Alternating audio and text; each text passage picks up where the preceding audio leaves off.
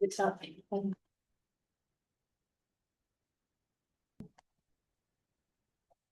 This session is presented by the Tenant Advice Service at Darwin Community Legal Service. Presenting this session is myself, Tanisha Whitfield, and my colleague, Georgia Crocker. We are tenancy lawyers here at DCLS, and we will be discussing tenants' rights and responsibilities when it comes to natural disasters in the Northern Territory.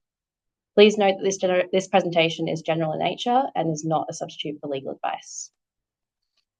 To start today, we'll just do the acknowledgement of country. We acknowledge the traditional custodians of the land on which we are meeting today and on which our service operates, being the Larrakia people. We recognise their continuing connection to land, water and community and pay our respects to elders past, present and emerging. The purpose of today's presentation is to provide an overview and to assist in providing a better understanding of tenants' rights before, during and after a natural disaster. To do so, we will be breaking our presentation into 4 separate parts, being prevention, preparation, response and recovery. We will also look at legal protections and where tenants can get help. We also want to note that for ease, when we refer to the Act throughout this presentation, this is in reference to the Northern Territory Residential Tenancies Act 1999, unless we specify otherwise. All right, so I'm Georgia. I'm going to be talking first up about prevention, which is the first step. The Northern Territory is prone to lots of different kinds of natural disasters, more so than other areas of Australia. These include cyclones, flooding, storms, fires, and more. All of these can have significant impacts for rental properties and for landlords and tenants, and it's important to be prepared and informed about your rights and responsibilities. Starting with prevention. Prevention is about reducing the likelihood and the severity of a disaster impact. A lot of this is about routine maintenance, so things you can do before any disaster is imminent to make sure that if a disaster happens, the impact is minimised. Common things include cleaning gutters, trimming trees, and testing smoke alarms. Most of these prevention responsibilities are shared between the landlord and the tenant. Sometimes that's because of the operation of the Act, sometimes that's governed by the lease agreement. We'll go through some specific prevention activities that landlords and tenants might need to engage in. The first category is for fire safety. That's crucial in general in the NT, but is particularly important in rural and bushfire-prone areas. There are a number of different responsibilities that owners and occupiers of property have in relation to fire safety, governed by different legislative requirements. As we said at the start of the presentation, this is general information, so a specific tenant's obligations will depend on a lot of different circumstances. This isn't a substitute for specific legal advice. The first one is maintaining fire breaks. So for tenants who live outside Darwin, they are likely to live in a fire protection zone. Regulation 3 of the Northern Territory Fire and Emergency Regulations 1996 requires the owner or the occupier of land in an emergency response area, which includes a fire protection zone, to create and maintain a fire break. Fire breaks need to be at least 4 metres wide and need to be bare earth, lawn or cultivated garden or short grass, not more than 50 millimetres high. It can contain trees, the fire break, provided that they don't pose a threat if a fire was to break out, and they don't restrict firefighting vehicles from being driven along the fire break. Now, because the fire and emergency regulations specify that the fire break has to be maintained by the owner or occupier, it's important for tenants to check their lease agreement to see who's responsible for maintaining a fire break. Generally, when there's no tenant in the property, it's the responsibility of the landlord, but as we'll get to, tenants have some general obligations for like garden maintenance and maintaining the property, which might extend to maintaining a fire break. So clearing garden vegetation is a shared responsibility. Depending on what task is required, that's usually the determining factor of whether it lies with the tenant or the landlord. So in general, it's a good idea for fire safety to keep grass short, to remove dry leaves and other flammable materials from around the property. Under Section 51 of the Act, it's the tenant who's required to maintain the property, including the garden and any gardening equipment. You'll see that referred to in the Act as ancillary property. That means the tenant is responsible for general yard maintenance. That's things like mowing, cleaning up dead leaves. There is an exception, though, for hazardous trees on the property.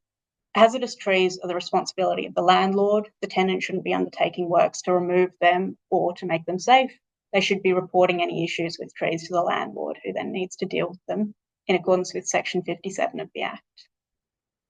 Smoke alarms are another one that are really important for fires. Again, this is a shared responsibility. So under the fire and emergency regulations, the regulations 13 capital A and 13 capital B require landlords to make sure that their buildings have a working fire alarm, smoke alarm, and they need to be compliant with the Australian building codes. A failure for a landlord to install the smoke alarm and to make sure it's working is an offence under the regulations, and landlords need to test those smoke alarms within 30 days before the start of each tenancy agreement. That's under regulation 13D. Landlords, of course, also need to replace the smoke alarms if they're faulty or expired. That's part of the landlord's general obligations to maintain and repair the property, and those are contained in Section 54 of the Act. Tenants have a responsibility to test the smoke alarms at least once a year, once every 12 months. And if the tenant identifies that the smoke alarm isn't working, they need to notify the landlord. The tenant doesn't have to fix the smoke alarm themselves, but it's really important that if they identify a fault, they pass that on to the landlord. If they don't, then there's a potential for them to be liable for any damage caused by a faulty smoke alarm. The other one is storing flammable materials. So the fire and emergency regulations, there's a whole section on this. This is regulations 4 to 7 capital A. Generally, the tenant's responsible for making sure that flammable materials, there's things like stacks of wood, stacks of tyres, garden debris, don't accumulate around the property in a way that's dangerous. When the property is vacant, before the tenant moves in, after the tenant moves out, the responsibility falls to the landlord. So when the tenant moves in, the property should already be free of piles of flammable materials. The other category, things that tenants can do for prevention, is for cyclones and storms. The first one, and this is common sense as much as anything else, is securing loose items, such as outdoor furniture. We have had a case at DCLS where a tenant was required to pay compensation for damage caused by patio furniture that was picked up during a cyclone and I think damaged the window of a landlord's property. That's a clear example of where the tenant's failure to take preventative actions has caused damage. Otherwise, the tenant wouldn't be liable. The tenant's not generally liable for damage caused by a cyclone or a storm, but because they failed to take that preventative action, they can be found negligent and the landlord can seek compensation from them. Again, story for illustrative purposes only. This happens to you, one of your clients, someone you're assisting, you should seek legal advice. Roof and structural maintenance is pretty much entirely the responsibility of the landlord. So sections 47 and 48 of the Act require the landlord to make sure the property meets health and safety requirements and that it's habitable. That includes maintenance during the term of the tenancy to make sure the property continues to meet those standards. The things that the tenant's responsible for are more minor ongoing maintenance like gutter cleaning. So regular removal of debris is something the tenant needs to do to keep the property clean. If there's a serious issue with the gutters, for example, if they're blocked, if they're not working properly, that's something the tenant needs to report to the landlord, and that maintenance obligation then falls to the landlord. If there are trees near power lines or buildings, that may pose a risk. That falls into the kind of hazardous trees category. That's the landlord's obligation to fix. But again, the tenant, if they become aware of that, needs to report it to the landlord. Thanks, Georgia. So back to me for preparation. So beyond prevention, preparation involves knowing what to do if a natural disaster is imminent. Preparation can make a big difference in the safety of the tenant and the property. In the next slide, we'll go through things a tenant can do to prepare for a natural disaster in order to minimise the impact. So there are a number of things tenants should do to prepare for a natural disaster, including knowing your risks. It's important for tenants to understand and be aware of what kinds of natural disasters are likely to occur in their area, such as bushfires in rural areas or cyclones in northern regions. Tenants should also have an emergency plan. This means creating a plan that involves when and where to go, how to evacuate, and what to take. Emergency plans may vary dependent upon what types of natural disasters are coming up in the next seasons. It's also important that everyone occupying the property is aware of the plans that are in place in the event of a natural disaster and know what to do when they are occurring. It would also be prudent to have an emergency kit prepared that contains essentials such as water, medications, torches, non-perishable foods, phone chargers, and important documents. We would suggest that this kit be prepared and checked at the start of each season that creates the risk of natural disaster. For example, before cyclone season starts, you get this set up, you make sure everything's in it. Tenants should also stay informed so that they are aware and act as necessary when alerts and warnings are sent out through NT Emergency Services, Bushfires NT, or the Bureau of Meteorology. Also, knowing how to quickly secure or move personal items and knowing how to turn off utilities such as power and gas and water is also important, both to protect tenants and their belongings and to prevent any possible further damage that may occur. It may also be necessary for tenants to communicate with the landlord to inform them of any structural issues or damage that could impede any disaster preparedness. And a further thing that tenants should consider is getting contents insurance and checking that that insurance covers natural disasters. This may be important in circumstances where a natural disaster destroys a tenant's personal belongings. If tenants do not have insurance, then they may need to replace any damaged belongings out of their own pocket. Some policies also may cover emergency accommodation in the event that a tenant's rental becomes uninhabitable during a natural disaster. Okay, so I'm talking about response. This is what happens immediately after a natural disaster. And the first priority always is to make sure the tenants are safe. Once they're safe, the next step is to assess the damage and to communicate with the landlord, take photos of the damage, and prepare for any future claims that might arise. So, during and immediately after a natural disaster, the first thing tenants always need to be aware of is following any advice or any directions from emergency services. If they advise tenants to evacuate, they should evacuate, and they shouldn't return to the property until directed that it's safe. Only if it's safe to do so, tenants should take steps to protect their personal property. This is what we've talked about before, so securing belongings, shutting off the utilities can be important. You don't want, for example, running water, like from leaking taps, damaging the property, and taking any valuables and important documents when evacuating. This is also when it's really handy to have that emergency kit. Once the tenants are back in the property, it's important to notify the landlord of any repairs. Now, tenants have an obligation under Section 58 of the Act to report repairs that are not negligible. So that's anything more than very, very minor issues. Tenants should do this as soon as possible. The landlord can't take steps to fix the property unless they're aware of the repair issue. And the landlord has an obligation to take steps during a reasonable time. That time frame doesn't start running until the tenant reports the repairs. Particular things they should report are structural damage, any water intrusion, water leaks, and electrical hazards. The issue that tenants particularly need to be aware of is if they don't report something. So if they come back after a natural disaster, for example, and become aware of a water leak, don't report it for some days or weeks, and it gets worse, the tenant can then be required to pay compensation to the landlord. Early reporting is going to protect the tenant from having to pay for some of those issues. We also recommend that tenants document the damage. That means taking photos and videos and putting any requests for repairs in writing. In some cases, they are allowed to make those requests to the landlord verbally, so they can have a conversation over the phone, but we always advise that they follow up in writing, and if they have a real estate agent that has a system for reporting repairs, to report them using that system. This helps later if there's some dispute about when the issue arose or when the repairs were first reported. It protects the tenant to have a written record of it. We generally don't advise that tenants undertake repairs themselves. There are some provisions in the Act that allow them to do so, but only in very limited circumstances, and it's quite a high bar to cross to get any of the money for that back from the landlord. It's always better to report the issue to the landlord and wait for a response or for instructions from them. Tenants can undertake repairs themselves if they've reported it to the landlord and the landlord either can't be contacted or hasn't made the repairs or taken any steps to make the repairs within 7 business days.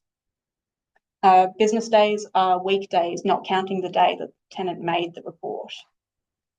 So if the tenant makes a report and they can't hear back from the landlord, they've waited 7 business days, they can then look at organising the repairs themselves. They can only do that if the premises are unsafe, uninhabitable, or if delaying the repairs would cause damage to the premises, and the damage was not caused by the tenant. They've notified the landlord that the repairs are required, and the landlord has not made the repairs. Then Section 61 of the Act sets out that the tenant can only recover costs from the landlords in specific circumstances. So not only do they have to notify the landlord of the repairs, but they need to use any repairers nominated by the landlord. Often a landlord or real estate agent will, when a tenant is entering into a lease agreement, provide them with a list of nominated repairers, people who the landlord or real estate agent approves to undertake work in an emergency. If a tenant is organising repairs themselves, they need to use those nominated repairers unless it's not possible to do so. And even if they've jumped through all those hoops, they've notified the landlord, they've waited 7 days, they've used the nominated repairers, they've kept all of their bills and their receipts, they've billed the landlord, the tenant can only recover costs up to 2 weeks' rent. So it's fairly rare that in an emergency situation, serious structural repairs would cost less than 2 weeks' rent. That's a big part of why we don't advise tenants to try and organise these repairs themselves. We'll talk a bit about liability and what a tenant may or may not be liable for, what they may or may not have to pay. In general, damage caused by a natural disaster, the tenant does not have to pay for it. The landlord is the one who's responsible for repairs, and the landlord is also responsible for any associated insurance claims. There's an exception to this where the damage was caused by the tenant's negligence. So if a tenant's left a window open during a cyclone, it's possible the tenant will be liable for damage following on from that failure to take reasonable precautions. In those circumstances, the landlord doesn't have to pay for the cost of the damage if the tenant was negligent, but causing negligent damage to the property might also be a breach of the lease agreement. It's a breach of the tenant's obligations under Section 51 of the Act. If a tenant asks the landlord to make repairs and the landlord says that they're not going to, or they're not going to pay for them because they were caused by the actions or the negligence of the tenant, we recommend seeking legal advice. Compensation claims can end up involving quite a lot of money, and it's always best to seek legal advice as early as possible. Tenants are generally responsible for their own personal property, so they're not able to claim any loss suffered from damage caused to the personal property during a natural disaster. This is why we suggest tenants consider home contents insurance, because it's very, very unlikely that if their personal property gets damaged due to a natural disaster, they'll be able to recover any cost from the landlord. The only exception to this is if the landlord has contributed in some way to the damage. So if there's a repair issue at the property that the landlord was notified of and has ignored, and that gets worse and damages the tenant's personal possessions, those are some of the circumstances where the tenants could look at seeking compensation. When tenants seek compensation for that, they have to make an application to NTCAT. It's quite an involved process. Again, we suggest seeking legal advice before you start that process. Another really common issue is mould or secondary damage. So that's what's arising after a natural disaster. You have a storm or flood damage. Once the storm has finished or the flood's gone down, then you're left with water in the property and mould. As long as the tenant hasn't contributed to those issues, as long as the tenant hasn't been negligent in any way, the landlord is responsible for the costs of those repairs. In circumstances where a tenant has organised urgent or emergency repairs, like we talked about earlier, the tenant may be reimbursed if they follow the processes under the Act. Again, we'll say we don't recommend this. It's difficult, it's time-consuming, and there are a lot of hurdles that the tenant has to jump through to get compensation for the landlord. Even then, if they comply with everything under the Act and the landlord doesn't pay them back for the repairs, the obligation is on the tenant then to make an application to the tribunal to get the money back. So even if they do everything correctly, they may still have to end up going to NTCAT to get the money back. If the tenant is unable to use the property or part of the property, or if part of the property is uninhabitable, they can consider requesting a rent reduction. The tenant should continue to pay rent until everything is agreed in writing by the landlord. This is really important generally for natural disasters. Your tenancy continues until either the landlord or the tenant takes steps to stop it. And part of that means the tenant has an ongoing obligation to pay rent. They should do this even if the property is uninhabitable, even if they're not living there, until they can agree something different in writing with the landlord. It is easier to get compensation back if you've overpaid rent than it is to deal with an eviction proceeding that's arising because the tenant stopped paying rent during a natural disaster.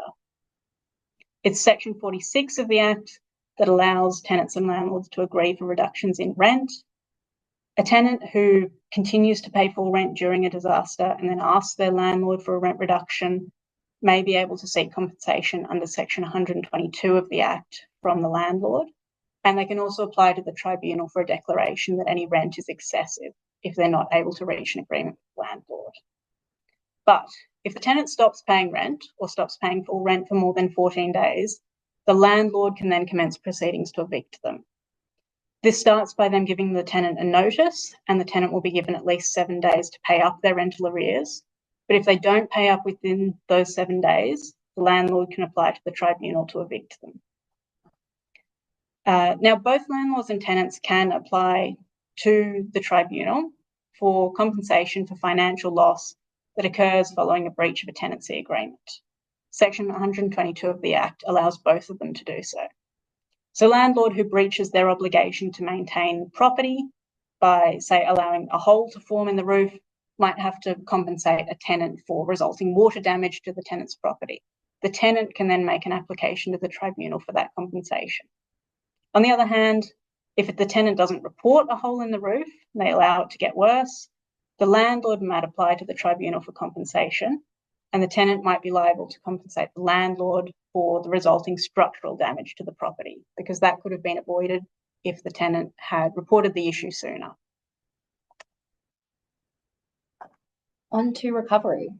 So in the recovery phase, it's important to clarify the tenancy status. For example, is the property still habitable? Does the tenant need alternative accommodation? Does the tenant need to negotiate a rent reduction, repairs, or even termination of the lease?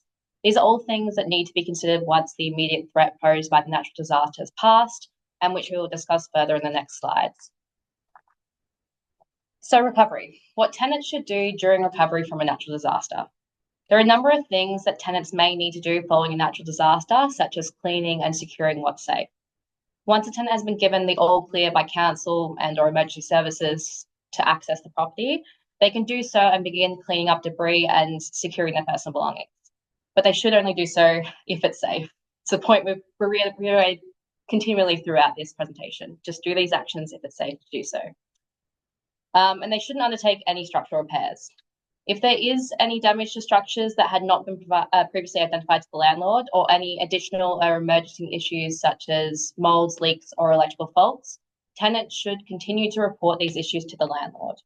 If part of the property is unusable, for example, if there is damage to the bedroom or kitchen, tenants can request a rent reduction, and we'll expand even more on rent reduction requests in the next slide.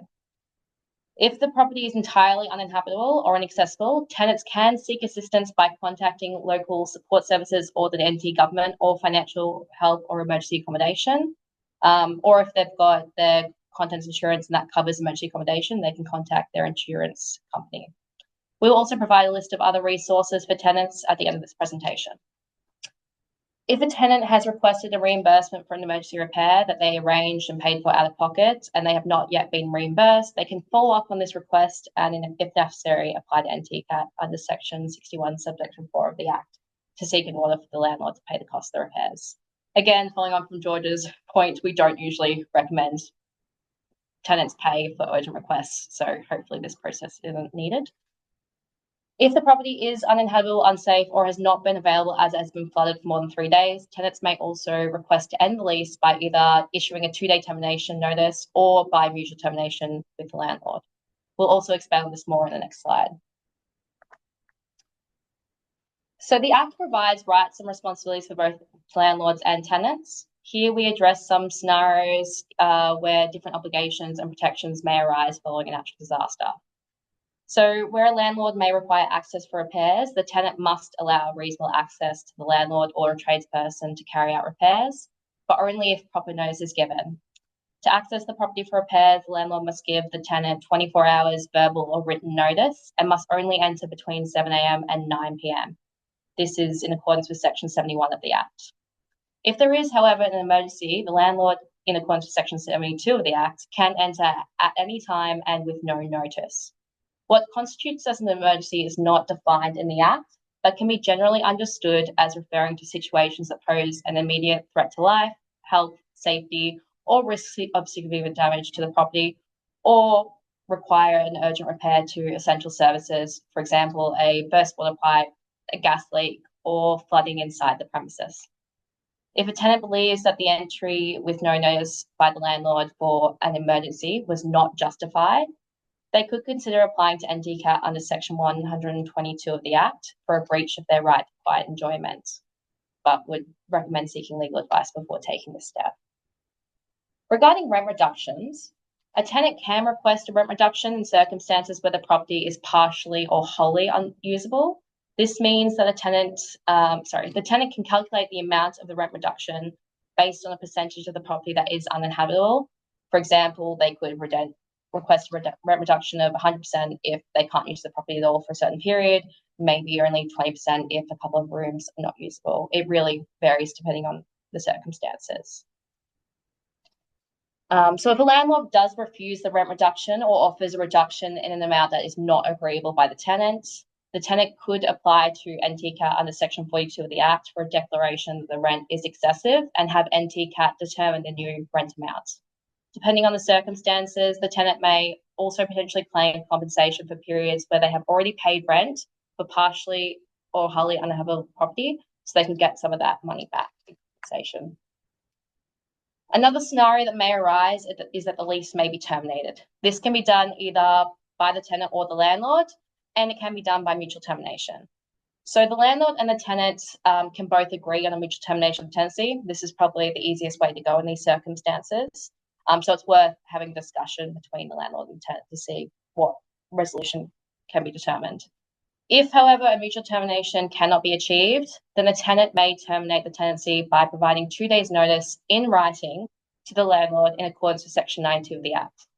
This is only in circumstances where the property is flooded and is not available for more than 3 days, or it's unsafe, or it is uninhabitable. Similarly, under Section 86 of the Act, the landlord may also terminate the tenancy under these circumstances by providing the tenant with 2 days' notice in writing. If a tenant receives a notice of intention to terminate tenancy under these grounds, but disagrees and wants to stay in the property, then they would need to make an obligation to NTCAT. So if this occurs, we would recommend that they seek legal advice as soon as possible to discuss next steps. A final scenario that we want to specify today that may arise, especially if the lease agreement has come to an end due to the natural disaster, concerns potential bond disputes. This is where it's important that the tenant has documented and reported all the damages caused by the natural disaster. The landlord may only keep the security deposit to cover the cost of repairs following a natural disaster if the tenant actually breached the tenancy. For example, if the tenant was negligent or didn't report the damage and it worsened. The landlord cannot keep the security deposit simply because the damage occurred whilst the tenant was living at the property. So if a dispute does arise in the amount of the security deposit being withheld by the landlord, a tenant can make an application to NTCAT under Section 113 of the Act so that the tribunal can make a determination as to whether that was valid claim by the landlord or not. We would also recommend seeking legal advice before a tenant makes an application. It's always best to discuss these things first to see what the circumstances actually are. All right, so here at DCLS, we can help tenants in a variety of different situations following a natural disaster. We encourage tenants to reach out to our services when, for example, any new repair issues emerge or any existing issues worsen. That's things like leaks, mold, problems with the electricity. They should reach out if any damage is caused to the premises and to the tenant's belongings. They can reach out if repairs are requested, but they aren't carried out, or not carried out in a timely manner. We can assist with negotiating rent reductions, and particularly in circumstances where they've tried to contact the landlord or the real estate agent about this, but it's been refused. We can advise tenants who want to end their lease early. We strongly suggest that tenants, and if you're referring people to our service, that you refer them before they try and terminate the tenancy.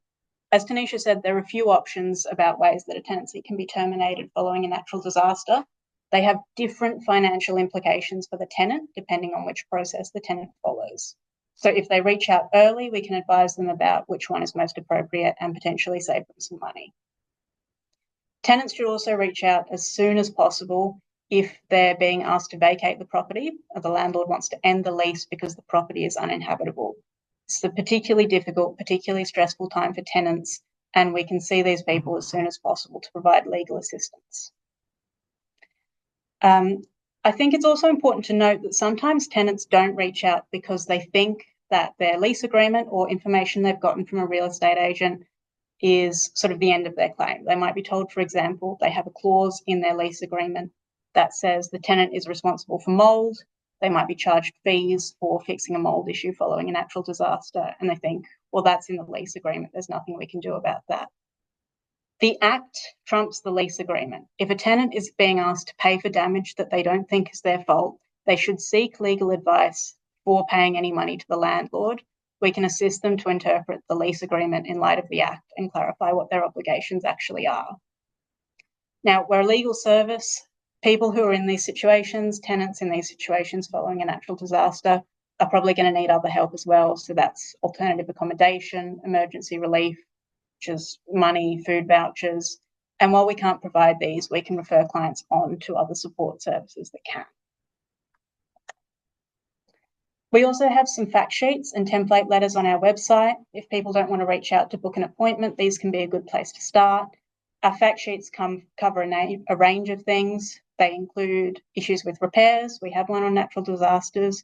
We also have one on bond disputes, so the kinds of disputes that might arise at the end of the tenancy.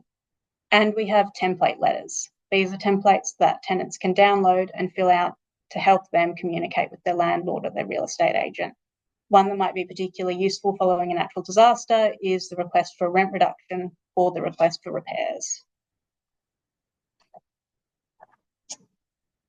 We also have set out some key contacts for tenants needing further assistance, from legal help to financial counselling. So at DCLS here, we have financial counselling and the tenants advice service who may be able to assist tenants with a range of issues that may arise during responses from natural disasters or whilst they're occurring.